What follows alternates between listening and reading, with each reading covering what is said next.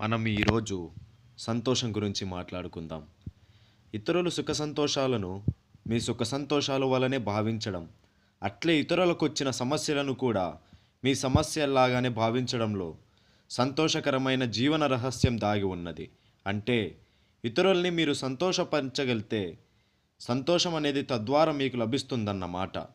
ఇతరుల సంతోషాన్ని కలిగించకుండా సంతోషాన్ని పొందే అధికారం, ధనాన్ని ఉత్పత్తి చేయకుండా ధనాన్ని వాడుకునే అధికారం మనకు లేవు. సంతోషం అనాగరికతాన్ని సమాధి చేస్తుంది. అందాన్ని మరింత అందంగా తీర్చిదిద్దుతుంది. న్యాయాన్ని పొగిడినట్లుగా సంతోషాన్ని ఎవరూ కీర్తించరు.